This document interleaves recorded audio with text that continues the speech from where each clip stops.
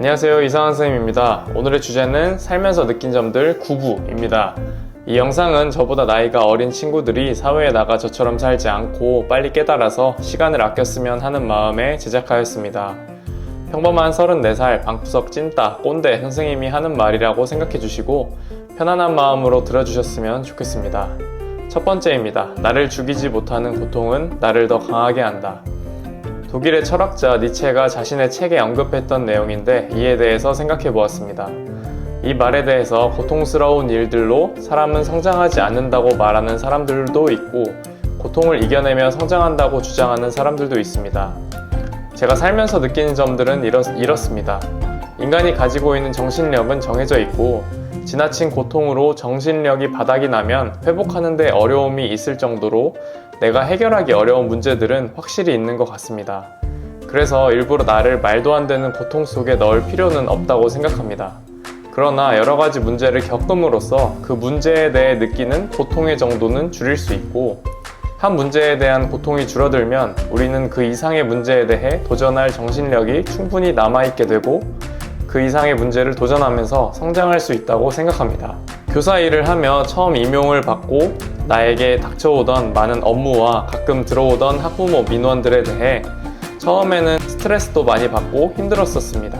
그러다가 다양한 업무도 경험해보고 민원들도 여럿 해결해보면서 스스로에 대한 믿음이 생겼고 다양한 문제들에 대해서 내가 해결 가능하고 통제 가능한 일이라고 생각하게 되면서 비슷한 문제가 닥쳐와도 저만큼 스트레스를 받거나 두렵거나 하지 않습니다.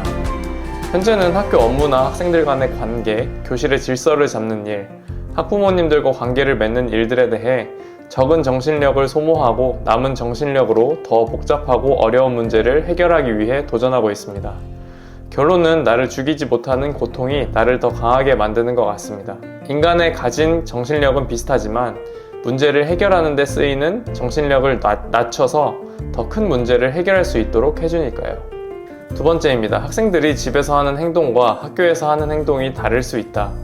학부모님들과 상담을 해보면 제가 관찰했던 학생들의 모습과 집에서 보이는 학생들의 모습이 서로 다른 학생들이 몇 있는데요.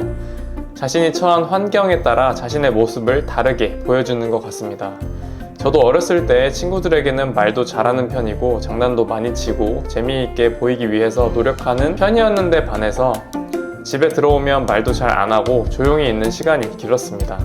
비슷하게 학생들 중에서는 학교에서는 정말 말수도 적고 소극적인데 반해 집에서는 적극적이고 말을 잘하는 학생도 있고 그에 반대인 학생들도 있습니다.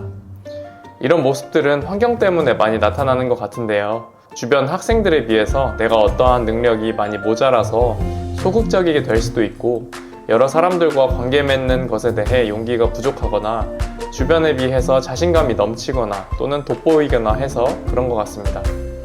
세 번째입니다. 인간관계에 얽매이지 말자.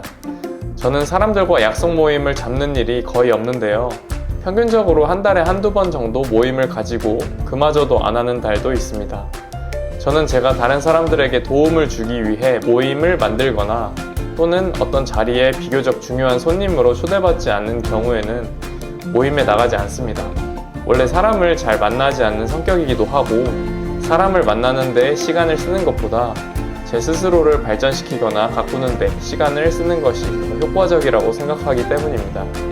살다 보면 다른 사람의 도움이 필요할 때가 있고 그러한 것들 때문에 인맥 관리로 여러 모임을 가지거나 해야 한다고 말씀하시는 분들도 계시지만 제가 제 할 일을 어느 정도 잘하고 남들을 도울 수 있는 능력을 지닐 위치에까지 간다면 제가 노력하지 않아도 다른 분들이 나를 필요로 할 것이라 생각하고 연락이 좀 끊기고 하더라도 오랜만에 연락해도 환영받을 수 있을 것이라고 생각합니다.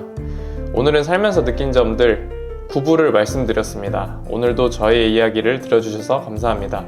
항상 자신의 인생을 열심히 살아가시는 구독자분들을 응원합니다. 파이팅!